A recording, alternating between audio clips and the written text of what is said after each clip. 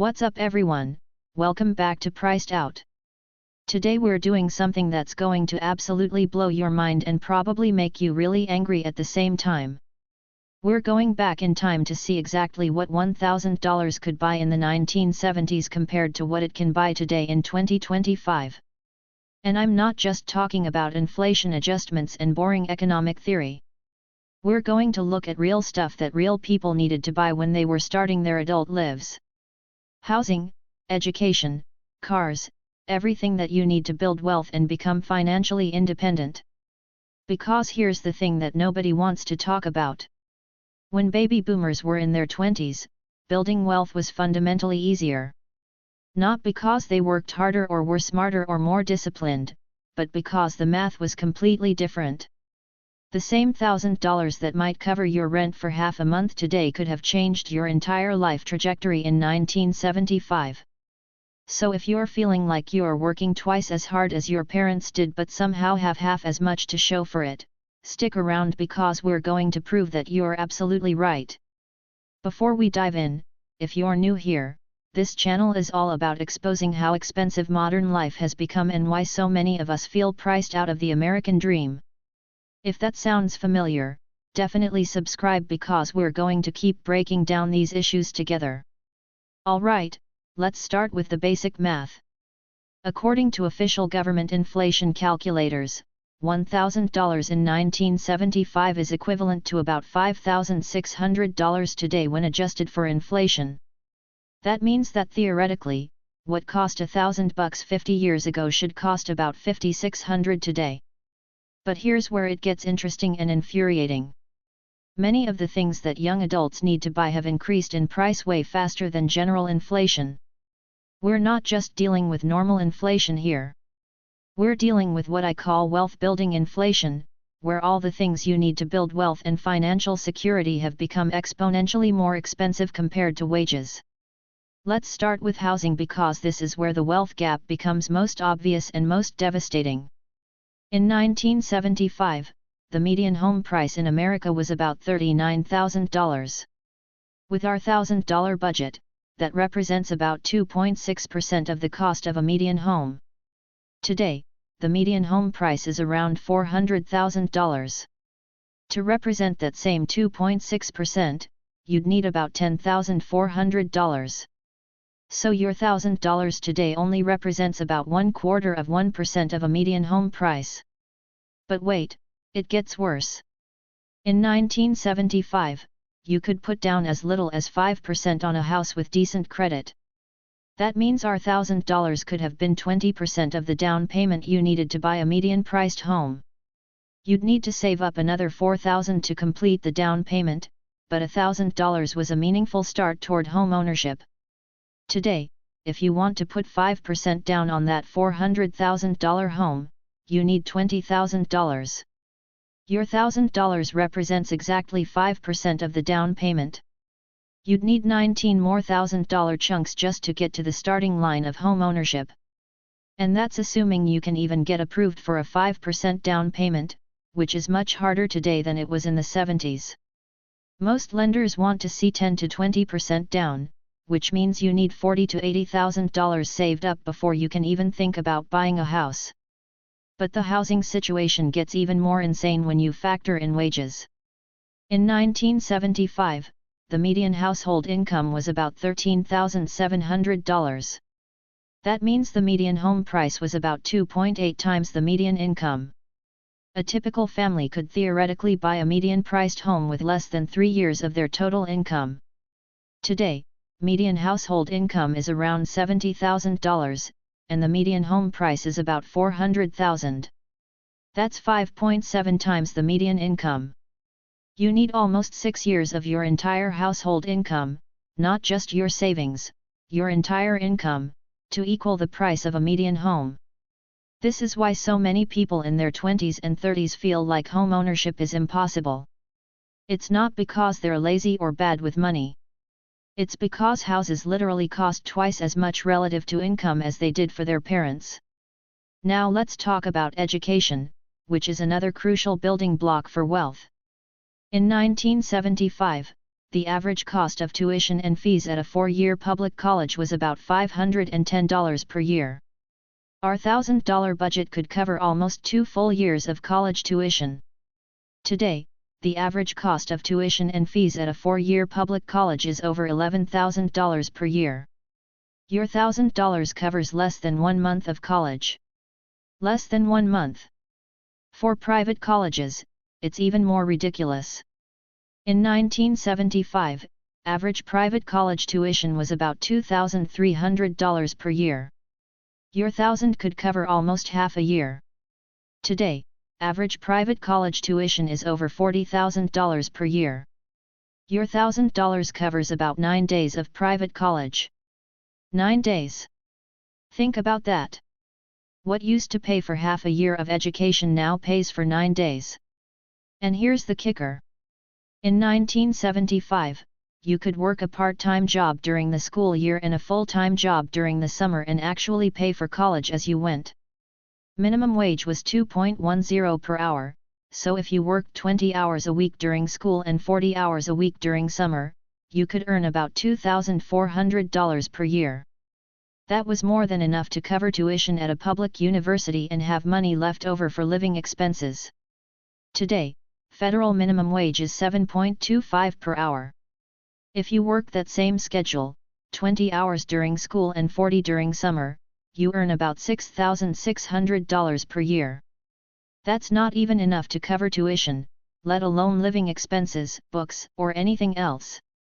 So students today have to take on massive debt loads just to get the same education that previous generations could afford by working part-time jobs. Let's move on to transportation.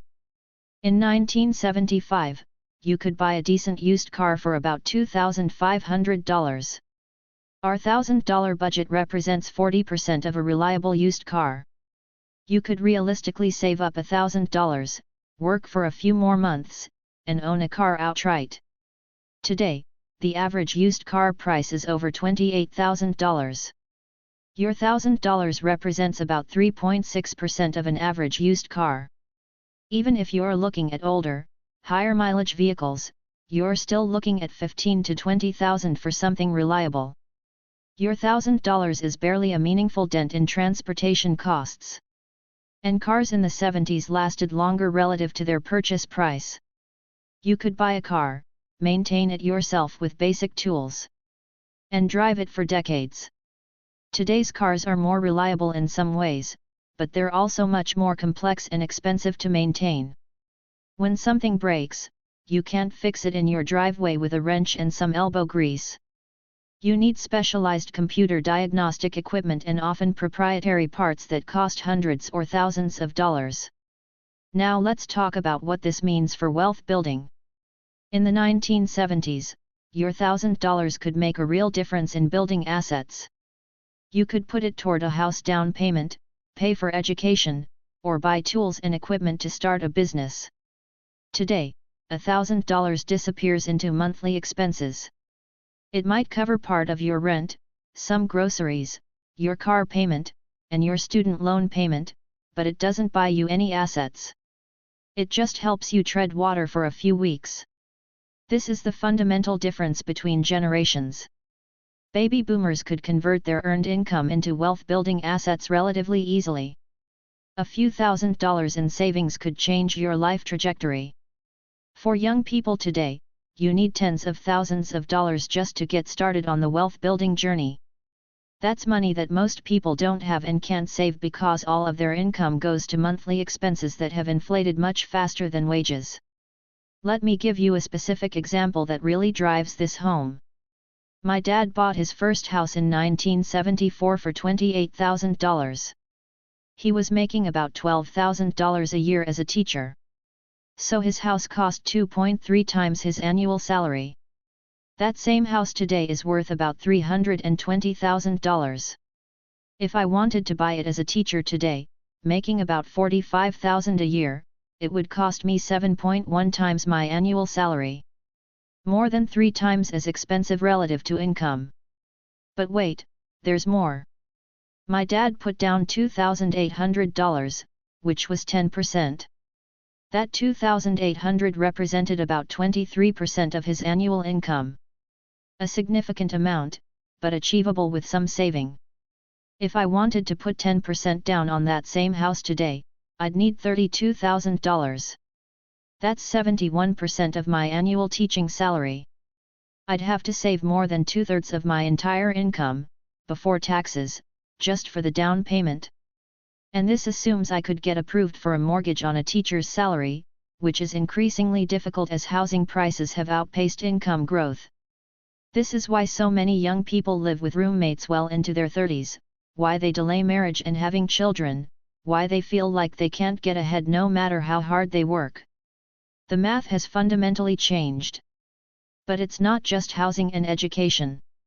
Let's look at some other categories where the wealth gap becomes obvious. Healthcare costs have exploded. In 1975, the average family spent about $500 per year on healthcare.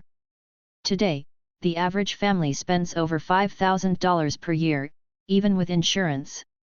That's 10 times more, which is much higher than general inflation.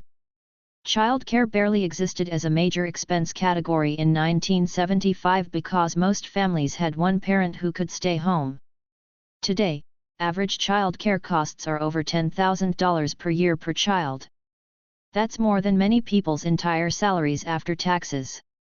Even basic necessities have become luxury items.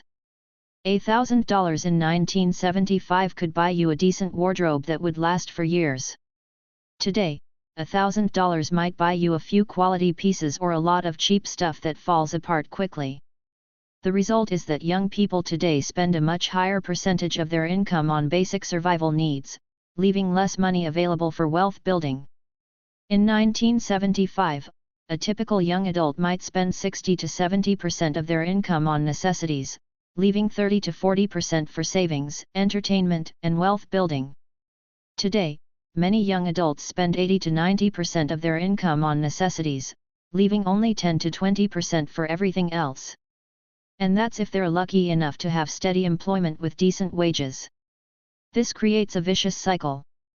Without the ability to save and invest, young people can't build wealth. Without wealth, they can't take advantage of opportunities or weather financial emergencies. They become trapped in a cycle of working to pay monthly expenses without ever getting ahead. Meanwhile, the baby boomer generation was able to build wealth during a period when assets were relatively cheap and wages were relatively high. They bought houses when they were affordable, invested in the stock market during historic bull runs, and built up retirement savings when pensions were still common. Now, as they reach retirement age, they're sitting on millions of dollars in home equity and retirement savings that they accumulated during this golden period of wealth building. And often, they don't understand why younger generations are struggling so much. I can't tell you how many times I've heard older relatives say things like, "We didn't have smartphones and fancy coffee when we were young, we were more responsible with money." But they're completely missing the point. The issue isn't that young people are spending too much on small luxuries. The issue is that the big-ticket items that determine your quality of life, housing, education, healthcare, transportation, cost a much higher percentage of income than they used to. You can cut out avocado toast and Starbucks every day for a year and maybe save $2,000. But houses have gotten $200,000 more expensive. College has gotten $40,000 more expensive. Your latte budget is not the problem. And here's what really makes me angry about this whole situation. The baby boomers who benefited from this affordable period of wealth building are now often the ones making policy decisions that make it even harder for young people to build wealth. They vote against affordable housing initiatives because they don't want their property values to go down. They support policies that favor existing homeowners at the expense of first-time buyers. They've turned housing from a basic necessity into a speculative investment vehicle.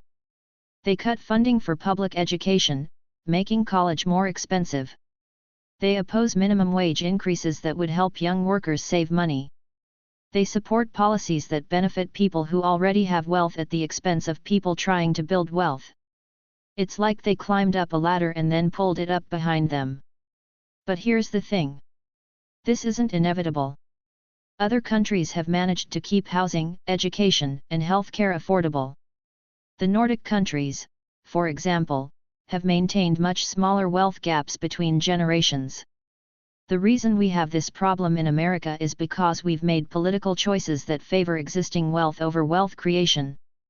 We've chosen to treat housing as an investment rather than a necessity. We've chosen to make education a luxury good rather than a public service. We've chosen to let healthcare costs spiral out of control rather than implement cost controls. These are choices, not natural laws of economics. And they can be changed with different political choices. So what can we do about this? First, we need to acknowledge that this is a systemic problem, not an individual problem. You can't budget your way out of a rigged system. Second, we need to vote for politicians who understand that housing, education, and healthcare need to be affordable for the system to work. That means supporting candidates who will build more housing, fund public education, and control healthcare costs. Third, we need to support each other. If you're lucky enough to have built some wealth, help the younger people in your life understand these systems and navigate them. Share resources, provide guidance, and advocate for policies that will help the next generation. And finally, we need to keep talking about this. The more people understand how dramatically the wealth-building landscape has changed, the more pressure there will be for solutions. Because at the end of the day, a society where each generation is worse off than the previous one is not sustainable. We need to find ways to make wealth building accessible again, or we're going to have serious social and economic problems down the road. That's all for today's video. Let me know in the comments what your biggest financial challenge is and whether you think your parents had it easier or harder when they were your age. Don't forget to like and subscribe if this resonated with you, and I'll see you in the next one where we'll dive even deeper into these issues.